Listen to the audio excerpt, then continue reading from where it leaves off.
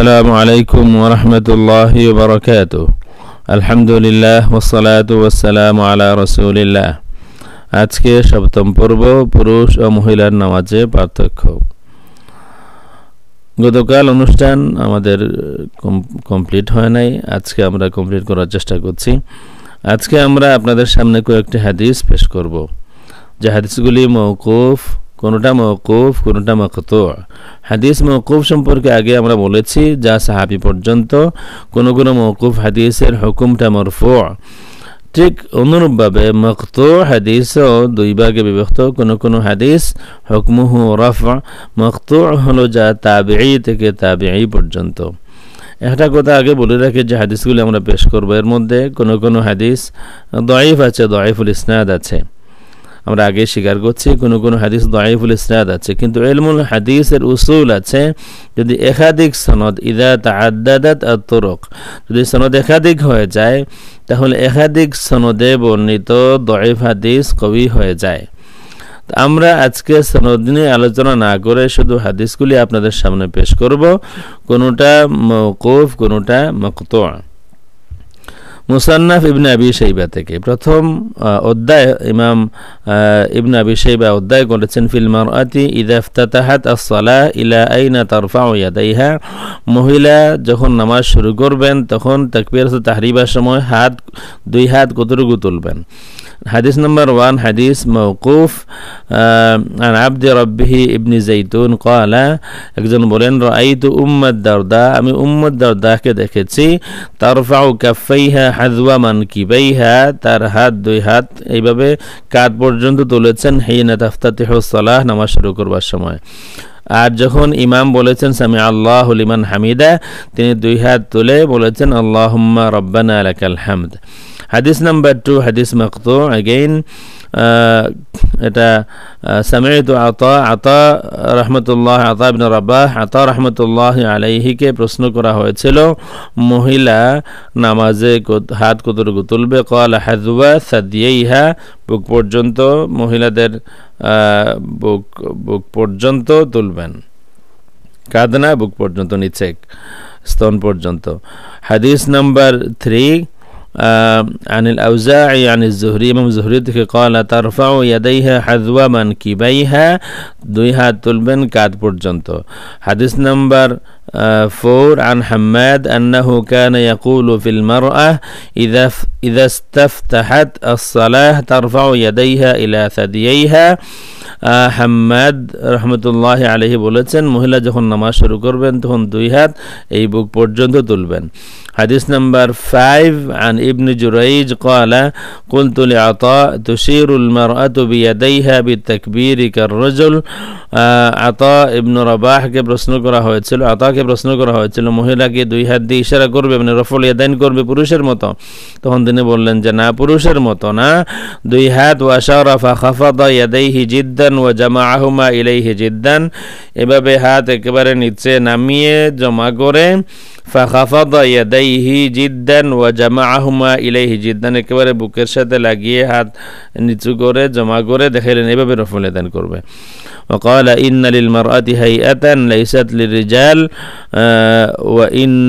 وإن تركت ذلك فلا حرج। মহিলার কৈফিয়ত আলাদা আছে নামাজের মধ্যে, যদি এগুলো তরক করে তাহলে কোনো গুনাহ হবে না। হাদিস নাম্বার 6, হাদিস মাকতু।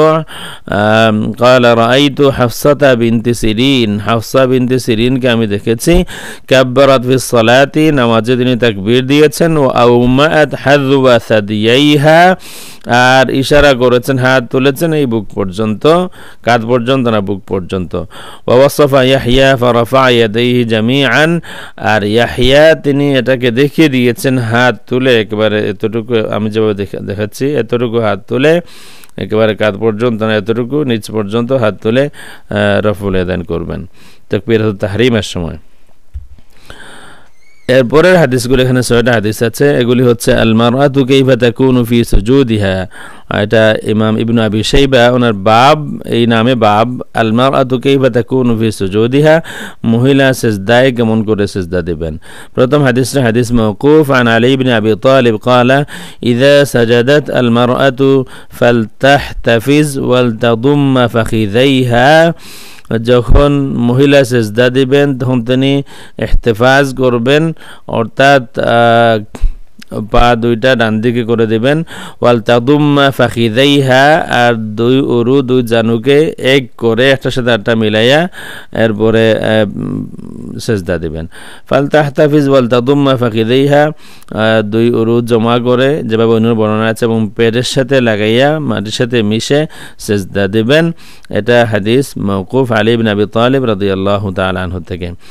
এরপরে হাদিসটাও হাদিস মওকুফ নাম্বার 2 আন ইবনে আব্বাস আন্নাহু সুইলা আন সালাতিল মারআ। আব্দুল্লাহ ইবনে আব্বাস রাদিয়াল্লাহু তাআলা আনহুকে প্রশ্ন করা হয়েছিল মহিলাদের নামাজ সম্পর্কে। তিনি বলেন তাজতামিউ ওয়া তাহতাফিজু, যে জমা হয়ে জড়সড় হয়ে একেবারে দুই জানুর সাথে পেট লাগাইয়া সেজদা দিবেন। حديث نمبر 3 عن إبراهيم النخعي قال إذا سجدت المرأة فلتضم فخذيها ولتضع বাতনাহা আলাইহিমা। ইব্রাহিম নাখি বলেছেন যখন মহিলা সেজদা দিবেন তখন দুই উরুকে জমা করে পুরুষের মতো তফাত রেখে না, এক করে একটার সাথে একটা মিলাইয়া এবং এর উপরে পেট রেখে সেজদা দিবেন। আমি কালকে যে মেডিকেল সায়েন্সের কথা বলেছিলাম একটা রিপোর্ট আমি দেখেছি যে কোনো এর মধ্যে কোনো বিষয় আছে যেটা মেডিকেল সায়েন্সের সাথে মিলে, যেটা মহিলার স্বাস্থ্যের জন্য এবং যে কোনো অসুবিধা থেকে রক্ষার জন্য এই সিস্টেমগুলা অনুসরণীয়। এর মধ্যে এই একটা عن ليث عن مجاهد أنه كان يكره أن يضع الرجل بطنه على فخذيه إذا سجد كما تصنع المرأة। মুজাহিদ থেকে তিনি অপছন্দ করতেন যেমন মহিলা দুই উরুর সাথে পেট মিলাইয়া মিশে মাটির সাথে মিশে সেজদা দেন, পুরুষ এমন সেজদা দিতে তিনি অপছন্দ করতেন। হাদিস নাম্বার 5 এটা হাদিস মাকতু। এই হাদিস সম্পর্কে আমরা আগে আলোচনা করেছি। হিশাম ইবনে হাসান আনিল হাসান থেকে قال المرأة تضم في السجود, মহিলা সেজদায় জড়সড় হয়ে সেজদা দিবে।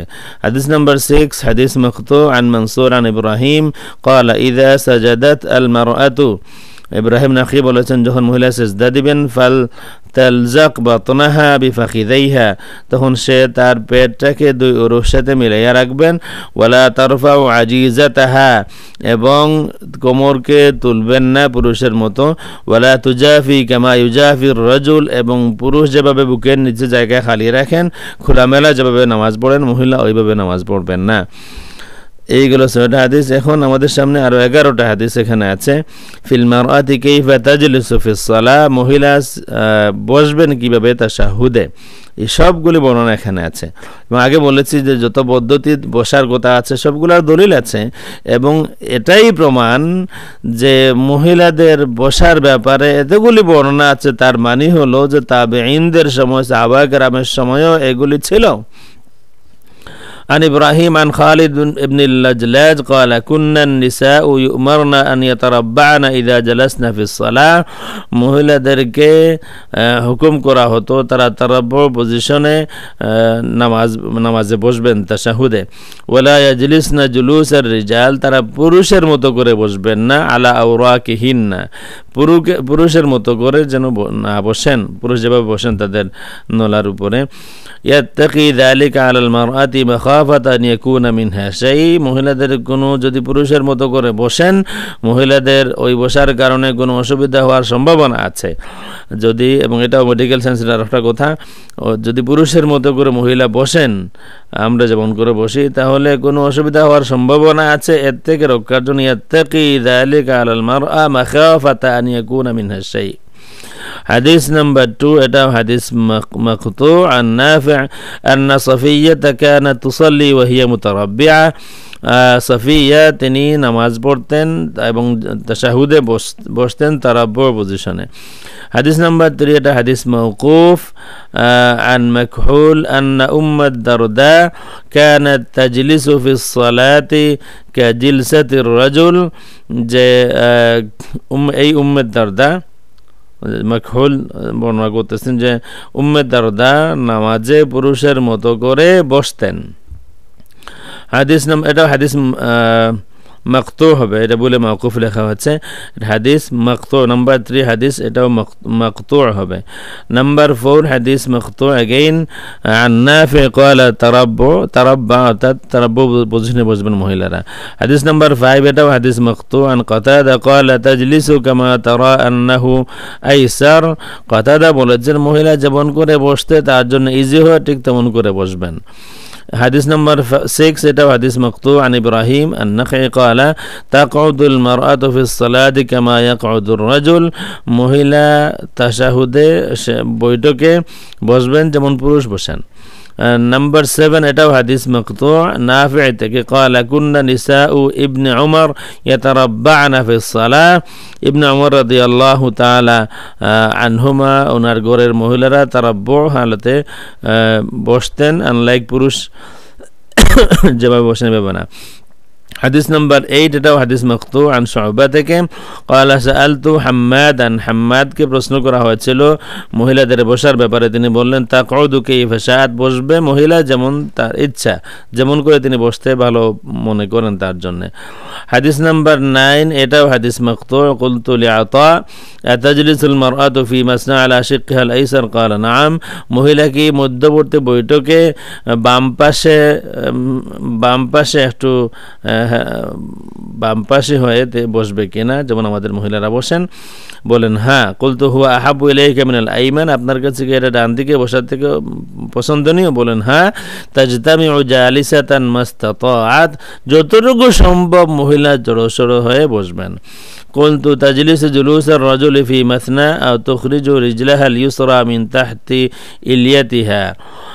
বললেন যে মহিলা কি পুরুষের মতো করে বসবেন মধ্যবর্তী বৈঠকে, নাকি তুখরিজু রিজলাহা আল ইউসরা মিন তাহতি ইলিয়াতিহা, নাকি বাম পাটা ডান পায়ের নিচ দিয়ে ডান দিকে বের করে দেবেন? ক্বালা লা ইয়াদুররুহা আইয়ু যালিকা জালাসাত ইযা ইজতামাআত, কোনটাই তার জন্য অসুবিধা নাই, কিন্তু জড়সড় হয়ে বসতে হবে নামাজ তাশাহুদে।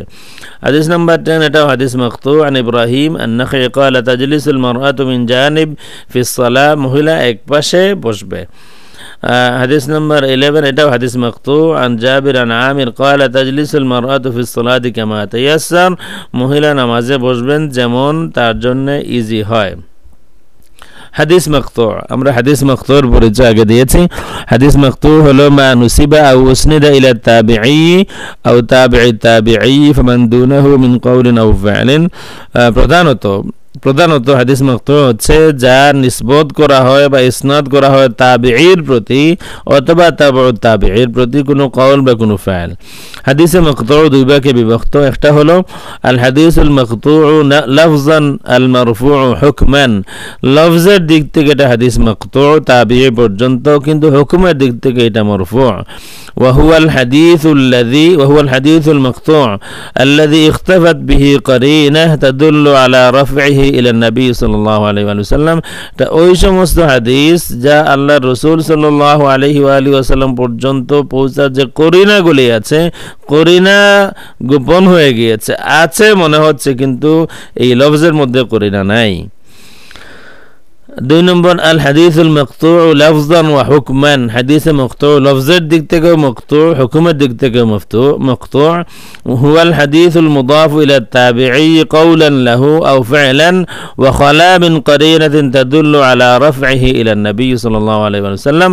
হাদিস মাকতু তাবিঈ পর্যন্ত ইসনাদ করা হয়েছে মুদাফ, কওল হোক ফি'ল হোক, এবং কোনো ধরনের কোনো করিনা আছে বলে মনে হয় না আল্লাহ রাসূল সাল্লাল্লাহু আলাইহি ওয়াসাল্লাম পর্যন্ত মারফু হওয়ার।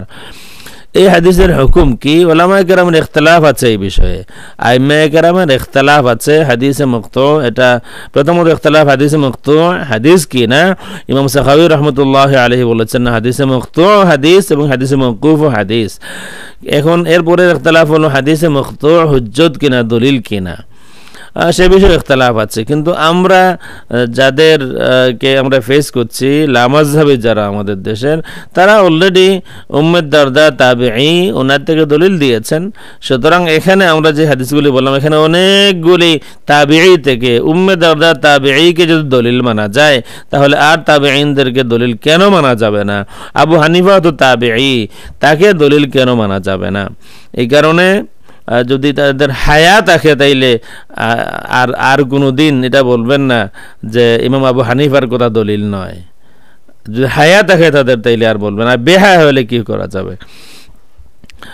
আসুন আমরা আরো কয়েকটা হাদিস দেখি। ইমাম বাইহাকি রহমতুল্লাহ আলাইহি আসসুনানুল কুবরাতে হাদিসগুলো বয়ান করেছেন। আগে বলে রাখি এখানে হাদিস দঈফ হাদিস তিনি বলেছেন, ইমাম বাইহাকি কিছু ওনার দৃষ্টিতে কিছু দঈফ হাদিস বর্ণনা করেছেন, কিন্তু ইমাম বাইহাকি রহমতুল্লাহ আলাইহি যেভাবে এই অধ্যায়টা সাজিয়েছেন তার থেকে বোঝা যায় যে তিনি যদিও হাদিস দঈফ কিন্তু এগুলিকে পেশ করা যায়, এগুলি সাপোর্টিং মানে যে মতটা তিনি প্রতিষ্ঠিত করতে চান এর পক্ষে সাপোর্ট হিসেবে তিনি নিয়েছেন, যদিও তিনি বলেছেন হাদিসগুলো দঈফ।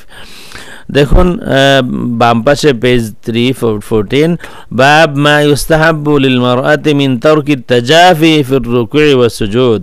পুরুষ যে খোলামেলা যেমন যখন রুকু দেন তখন মাঝখানে জায়গা খালি, যখন সেজদা দেন তখন বুকের নিচে জায়গা খালি, এইভাবে এটা পুরুষের জন্য, এটা তরক করার অধ্যায় মহিলাদের জন্য। প্রথমেই তিনি বললেন সাপোর্টিং, ক্বালা ইব্রাহিম আন-নাখঈ কানাতিল মারআতু তু'মারু ইযা সাজাদাত আন তালযাকা বাতনাহা বিফখিযাইহা কাই লা তারতাফি'a আজিজাতুহা ওয়া লা তুজাফি কামা ইউজাফি আর-রাজুল। ইব্রাহিম নাখঈ বলেছেন মহিলাকে আদেশ করা হতো যখন সেজদা দিবেন তখন তিনি তার পেটটাকে উভয় জানুর সাথে উভয় উরুর সাথে মিলাইয়া তিনি বসে সেজদা দিবেন যাতে করে তার কোমরটা উঁচা না হয়। ওয়ালা তুজাফি কামা ইউজাফির রাজুল, এবং পুরুষ যেভাবে বুকের নিচে জায়গা খালি রাখেন ওইভাবে খালি রেখে খোলামেলা নামাজ পড়বেন না। তরজমাতুল বাব, একটা প্রশ্ন এসেছে স্পেন থেকে, তরজমাতুল বাব বলতে কি? ইমাম বুখারী রহমতুল্লাহ আলাইহি তরজমাতুল বাব ছিল মিন সুন্নাতিল জুলুস, বাব সুন্নাতুল জুলুস ফি তাশাহুদ। অধ্যায়ের নাম ছিল সুন্নাতুল জুলুস ফি তাশাহুদ, তাশাহুদে বসার সুন্নত নিয়ম। এবং এরপরে একটা লাইন ছিল ইমাম বুখারী রহমতুল্লাহ আলাইহির ওই বাবের নামের নিচে যে লাইনটা, এটা মূলত ইমাম বুখারী রহমতুল্লাহ আলাইহির ফিকহ, এটা ফিকহুল ইমামিল বুখারী। উনি এটা দিয়ে কি বুঝাইতে চান, সাপোর্টিং একটা কথা বলে ওই বাবের নামটাকে তিনি মজবুত করেন। সেখানে ছিল ওয়াকানাত উম্মুদ দারদা তাজলিসু ফি সালাতি কাজিলসাতির রাজুল, উম্মুদ দারদা পুরুষের মতো করে তাশাহুদে বসতেন। এই যে বাব যেটা অধ্যায়ের নাম, এটাকে ক্লারিফাই করার জন্যে অথবা ওই বক্তব্যটাকে সাপোর্ট করার জন্য নিচে যে কথাগুলি বলা হয় সেটাকে তরজমাতুল বাব বলা হয়। এখানে ইব্রাহিম নাখঈর এই কৌল কোট করে এটাই হচ্ছে তরজমাতুল বাব। ইমাম বাইহাকি রহমতুল্লাহ আলাইহি তার তরজমাতুল বাব এটা দিয়ে দিলেন যে আসলে এখানে কি কথাগুলি আসবে। ইমাম বুখারী রহমতুল্লাহ আলাইহি সেখানে যে হাদিসগুলি বয়ান করেছেন বুখারী শরীফে, একটা হাদিস উম্মে দারদা সম্পর্কিত না, ওটা সব পুরুষদের থেকে, কিন্তু সেটা দিয়ে তিনি ওনার ফিকহ যেটা সেটা ছিল যে ইমাম বুখারী রহমতুল্লাহ আলাইহি উনি মনে করতেন মহিলা তাশাহুদে পুরুষের মতো করে বসবে। সুতরাং এটা ফিকহুল ইমামিল বুখারী, এটা হাদিস না। হ্যাঁ, হাদিস হিসাবে বয়ান করেছেন তারিখে সগীরে, কিন্তু এই একই বর্ণনা আছে ফতুল বারি ইবনে রাজব হাম্বলি ওনার কিতাবে। সেখানে হারব আল কিরমানি থেকে এসেছে যে উম্মে দারদা তাবেঈয়া তিনি বাম দিকে কাত হয়ে বসতেন। হাওয়েভার আমরা সুনানুল কুবরা ইমাম বাইহাকি রাহমাতুল্লাহি আলাইহির কিতাব থেকে পড়ি।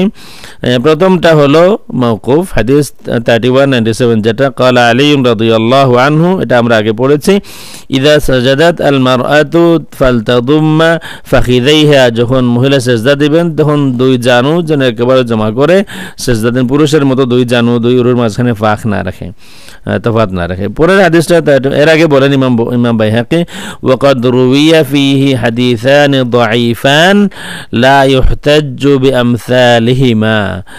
এই অধ্যায়ে দুইটা হাদিস দঈফ বর্ণিত আছে, এই ধরনের হাদিস দিয়ে দলিল দেওয়া হয় না।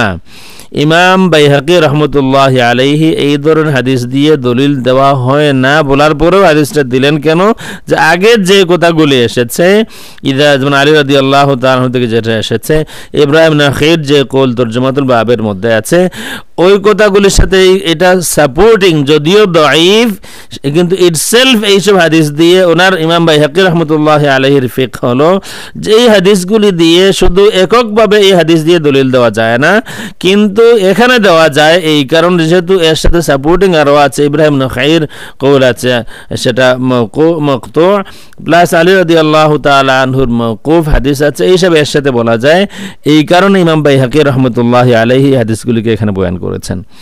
প্রথমটা হাদিস আতা ইবনে আজলান عن رسول الله صلى الله عليه وآله وسلم مرفوع حديث خير صفوف الرجال الأول পুরুষদের লাইনের মধ্যে সবথেকে উত্তম লাইন হলো প্রথম লাইন, ওয়া খায়রু সুফুফিন নিসা as-সাফ আখির, এবং মহিলাদের যে লাইনগুলি হয় এর মধ্যে সর্বোত্তম লাইন হলো একেবারে পিছনের লাইন। পুরুষদের মনে করুন 10টা লাইন আছে, এই 10 লাইনের সবথেকে উত্তম লাইন প্রথম লাইন। মহিলাদের মনে করেন তাদের পিছনে জামাত পড়তেছেন, তাদের আরো 10টা লাইন আছে, ওই লাইনের মধ্যে সবথেকে উত্তম হলো ফজিলতের লাইন হলো সবথেকে পিছনের লাইন। وكان يأمر الرجال أن يتجافوا في سجودهم ويأمر النساء أن ينخفضن في سجودهن। আল্লাহর হাবিব সাল্লাল্লাহু আলাইহি ওয়া আলিহি ওয়াসাল্লাম পুরুষদেরকে হুকুম করতেন সিজদার মধ্যে খোলামেলা বুকের নিচে জায়গা খালি রেখে সিজদা দিতে, আর মহিলাদেরকে হুকুম করতেন একেবারে ইনখিফাদ একেবারে নত হয়ে সিজদা দিতে। وكان يأمر الرجال أن يفرشوا اليسرى وينصبوا اليمنى في التشهد। আর আল্লাহর হাবিব সাল্লাল্লাহু আলাইহি ওয়া আলিহি ওয়াসাল্লাম পুরুষদেরকে হুকুম করতেন যে তাশাহুদের সময় বাম পাটা বিছিয়ে দিবে, ডান পাটা উঁচু করে রাখবে। ওয়ায়ামুরুন নিসা আন ইয়াতারাব্বা'না 3:15, এবং মহিলাদেরকে হুকুম করতেন তারা তারাব্বু করবে, পুরুষের বিপরীত করবে। ওয়াকালা ইয়া মা'শারান নিসা লা তারফা'না আবসারাকুন্না ফিস সালাতি তানজুরনা ইলা আওরাতির রিজাল, এবং বলতেন হে মহিলারা তোমরা তোমাদের চোখ উপরের দিকে তোমরা তাকাইও না নামাজের সময়, কারণ তাকাইলে তোমরা পুরুষদের আওরাত তোমাদের সামনে প্রকাশ হয়ে যেতে পারে, যেহেতু সামনে পুরুষেরা আছেন। এরপরে হাদিস 31-99 ইমাম বাইহাকি রহমতুল্লাহি আলাইহি দঈফ যে দুইটা হাদিস এখানে রওয়ায়াত করতে, এই একটা গেল। এরপরেরটা হলো 31-99 حديث أبي مطيع الحكم ابن عبد الله البلاخي عن عمر ابن ذر عن مجاهد عن عبد الله بن عمر قال رسول الله صلى الله عليه وسلم إذا جلست المرأة في الصلاة وضعت فخذها على فخذها الأخرى وإذا سجدت ألصقت بطنها في فخذيها كأستر ما يكون لها وإن الله تعالى ينظر إليها ويقول يا ملائكتي أشهدكم أني قد غفرت لها। আব্দুল্লাহ ইবনে ওমর রাদিয়াল্লাহু তাআলা আনহুমা থেকে হাদিস, আল্লাহর হাবিব সাল্লাল্লাহু আলাইহি ওয়া আলিহি ওয়াসাল্লাম বলেছেন যখন মহিলা নামাজে বসবেন তখন এক জানু এক উরু আরেক উরুর উপরে রাখবেন, পুরুষের মতো না, পুরুষের বিপরীত। ওয়া ইযা সাজাদাত আলসাকাত বাতনাহা, যখন সেজদা দিবেন তখন পেটটাকে ওই উরুর সাথে মিলাইয়া সেজদা দিবেন। কাস্তারি মা ইয়াকুনু লাহা, যত বেশি তাকে গোপন রাখা সম্ভব। وإن الله تعالى ينظر إليها ويقول, এবং ওই সময় আল্লাহ রাব্বুল আলামিন তার দিকে নজর করে বলেন ইয়া মালাইকাতি উশহিদুকুম আন্নী কদ গফারতু লাহা, হে আমার ফেরেশতারা তোমাদেরকে সাক্ষী রাখলাম আমি আমার এই বান্দিকে মাফ করে দিলাম। এই হাদিসটা দঈফ। কেন দঈফ? ইমাম বাইহাকি রহমতুল্লাহি আলাইহি নিচে বলেছেন আবু মুতি' বাইয়িনুদ দু'ফি ফি আহাদিসিহি, ওনাকে আবু মুতি' আল হাকাম ইবনে আব্দুল্লাহ আল বালাখি ওনাকে অনেক ইমাম দঈফ বলেছেন, এই কারণে এই হাদিসটা দঈফ। হ্যাঁ, আমিও দেখেছি অনেক ইমাম ওনাকে দঈফ বলেছেন, কিন্তু ওনাকে সহিহ বলেছেন এমন বর্ণনাও আছে। আমরা আসতেছি আবু মুতি' আল হাকাম, ওনার সম্পর্কিত আলোচনা। আবু মুতি' আল হাকাম ইবনে আব্দুল্লাহ বালাখি যদি উনি সহিহ সাব্যস্ত হয়ে যান, বিশ্বস্ত সাব্যস্ত হয়ে যান, তাহলে হাদিসটাকে সহিহ মানতে হবে। ইমাম বাইহাকি তো বললেন শুধু উনি দঈফ, এই হাদিসের 31-99 3201 যে হাদিসটা এখানে আছে এটা আমরা অলরেডি আলোচনা করেছি। সালেম ইবনে গাইলানের আলোচনা যখন হয়েছে আন ইয়াজিদ ইবনে আবি হাবিব, আমরা প্রমাণ করেছি এই হাদিসটা সহিহ। সালেম ইবনে গাইলান ওনাকে শুধুমাত্র ইমাম দারুকুতনি মাত্রুক বলেছেন, আর কেউ বলেন নাই, সুতরাং এই হাদিসটাও সহিহ। আমরা এটা আর অলরেডি আগে আলোচনা করেছি। আল্লাহর হাবিব সাল্লাল্লাহু আলাইহি ওয়া সাল্লাম বলেছেন, দুইজন মহিলা পাশ দিয়ে যাচ্ছিলেন, বললেন সেজদা দিলে তোমাদের ফাদাম্মা বা'দাল লাহমি ইলাল আরদি, তোমাদের কিছু গোশতের টুকরা অর্থাৎ তোমাদের কিছু বডির কিছু অংশ মাটির সাথে মিলাই মাটিতে রেখে সেজদা দিবা। ফাইনাল মারআতা লাইসাত ফি যালিকা কাররাজুল, কারণ মহিলা পুরুষের মতো নয়। কোন লামাযহাবী শেখ এই যে নিচে একটা টিকা আছে ক্বালা ইবনু তুরকুমানি, এই টিকাটা তিনি দেখেছেন, আমি দেখলাম, কিন্তু দারুকুতনি আমি 12 জন ইমামের কোল আমি এক করেছি, 12 জনের মধ্যে শুধু দারুকুতনি ছাড়া আর 11 জন ইমাম তাকে লা বা'সা বিহি সাদুক হাসান সিকায়গুলি বলেছেন। সুতরাং এই হাদিসটা সহিহ। আসুন আমরা আবু মুতা আল হাকাম ইবনে আব্দুল্লাহ আল বালাখি ওনার সম্পর্কে তোরা জানি। আবু মুতা যে হাদিসটা আমরা আগে পড়লাম, এই হাদিসটা ইমাম আবু নুআইম রাহমাতুল্লাহি আলাইহি তার তারিখ ইসবাহানেও একই হাদিস বয়ান করেছেন, একটু ভিন্ন সনদে। আবু মুতা আল হাকাম ইবনে আব্দুল্লাহ আল বালাখি, আবু মুতা আল বালাখি, উনি যদি সহিহ হয়ে যান তাহলে ওই যে হাদিসে কুদসি আল্লাহ রাব্বুল আলামিন ফেরেশতাদেরকে ডেকে বলেন উশহিদুকুম আন্নী ক্বাদ গাফারতু লাহা, তোমাদেরকে সাক্ষী রাখি আমি এই মহিলাকে মাফ করে দিলাম। এখানে শুধু অসুবিধাটা হলো আবু মুতা, যদি আবু মুতা সহিহ সাব্যস্ত হয়ে যান, সিকা সাব্যস্ত হয়ে যান, তাহলে কোনো আপত্তি নাই। আবু মুতা তিনি হানাফি মাযহাবের একজন ইমাম। আমাদের সামনে যে কিতাবটা আছে, কিতাবটার নাম হলো আত-তাবাকাতুস সুন্নিয়্যা ফি তারাজুমিল হানাফিয়্যা, তাকিউদ্দিন আল গাজ্জি ওনার লেখা। আল মাওলা তাকিউদ্দিন ইবনে আব্দুল কাদের আত-তামিমি আদ-দারি আল গাজ্জি আল মাসরি আল হানাফি। ওনার জন্ম হলো 105 হিজরিতে, ওফাত হলো ওনার ওফাত হলো 1005 অথবা 1010 হিজরিতে ওনার ওফাত হয়েছে। 4 খণ্ডের এই কিতাবটা। আমরা বাম পাশ থেকে শুরু করি, বাম পাশে পেজ 566, রাবি নাম্বার 788। ওনার সম্পর্কে এই আত-তাবাকাতুস সানিয়্যা ফি তারাজুমিল হানাফিয়্যা এই কিতাবের ওনার সম্পর্কে বলা হচ্ছে আল ইমামুল আলিমুল আমিল, ইমাম আলিম আমিল, আলিমে বা আমল ইমাম, আহাদু আ'লামি হাযিহিল উম্মাহ, এই উম্মতের শীর্ষস্থানীয় ইমামদের একজন। ওমান আকাররা লাহু বিল ফাদাইলি জাহাবাতুল আইম্মা, আর যার ফজিলতকে স্বীকৃতি দিয়েছেন, যার মর্যাদা স্বীকৃতি দিয়েছেন এই উম্মতের নেতৃস্থানীয় ইমামগণ। হাদ্দাসা আন হিশাম ইবনে হাসান, তিনি হিশাম ইবনে হাসান থেকে হাদিস বয়ান করেছেন। ওয়া মালিক ইবনে আনাস, তিনি মালিক ইবনে আনাস থেকে হাদিস বয়ান করেছেন। সুফিয়ান সাউরি থেকে হাদিস বয়ান করেছেন। আবু হানিফা থেকে হাদিস বয়ান করেছেন। ওয়া কানা মিন কিবারি আসহাবিহি, আবু মুতা আল বালাখি আবু হানিফা রাহমাতুল্লাহি আলাইহির বয়োজ্যেষ্ঠ যারা ছিলেন ইমাম, সাথী ছাত্র যারা ছিলেন তাদের মধ্যে তিনি একজন। ওয়া হুয়া রাউইল ফিকহুল আকবার, এবং তিনি হচ্ছেন ইমাম আবু হানিফা রাহমাতুল্লাহি আলাইহির আল ফিকহুল আকবরের রাউই বা বর্ণনাকারী। ওয়া রাওয়া আনহু আহমদ ইবনে মানি' ওয়া জামাআহ মিন আহলি খুরাসান, তার থেকে রওয়ায়াত করেছেন, বর্ণনা করেছেন ইমাম আহমদ ইবনে মানি' এবং জামাআহ মিন আহলি খুরাসান। ইমাম আহমদ ইবনে মানি' সম্পর্কে আমরা আগে বলেছি ওনার মুসনাদ সম্পর্কে আগের কোনো একটা আলোচনায়। ওয়ালিয়া কাদা বালাখ, তিনি কাদার বলখের জাস্টিস ছিলেন, বিচারপতি ছিলেন। ও কাদিমা বাগদাদ গায়রা মাররাতিন, বাগদাদে অনেকবার এসেছেন। ও হাদ্দাসা বিহা, তিনি সেখানে হাদিস বয়ান করেছেন, হাদিসের দর্শ দিয়েছেন। ও তালাক্কাহু আবু ইউসুফ, ইমাম আবু ইউসুফের সাথে তার দেখা হয়েছে। ও তানাজারা মাহু, তার সাথে মুনাজারা হয়েছে। ওয়া কানাত মুদ্দাতু ওয়ালায়াতিহি আলা কাদায়ে বালাখ সানা 16 সানা, তিনি দীর্ঘ 16 বছর যাবত বলখের কাজী ছিলেন। তাকে জয়ীফ বলা হচ্ছে, যিনি দীর্ঘ 16 বছর যাবত বলখ রাজ্যের কাজী ছিলেন। ইয়াকুলু বিল হাক্কি ওয়া ইয়ামালু বিহি, যিনি হক কথা বলতেন এবং হক অনুযায়ী তিনি আমল করতেন। আমরা পুরা তর্জমা পড়ছেন, এখানে আছে। শেষ দিকে আমরা দেখি বাম পাশের পেজগুলোতে, পেজে ক্বালা ইবনুল মুবারক ফি হাক্কিহি, আব্দুল্লাহ ইবনুল মুবারক তার সম্পর্কে বলেছেন আবু মুতি' লাহুল মিন্না আলা জামিই আহলিদ দুনিয়া, আবু মুতি' এমন একজন ইমাম যার অনুগ্রহ পুরা দুনিয়াবাসীর উপরে আছে, পুরা দুনিয়ার মানুষের উপরে যার অনুগ্রহ আছে, এমন একজন ইমামের নাম হচ্ছে আবু মুতি'। وقال محمد ابن الفضل البلخي مات وقال مالك بن أنس لرجل ইমাম মালিক ইবনে আনাস রহমতুল্লাহ আলাইহি একজনকে বললেন মিন আইনা আনতা, তুমি কোথা থেকে এসেছো, তোমার বাড়ি কোথায়? ক্বালা মিন বালাখ, আমি বালাখের মানুষ।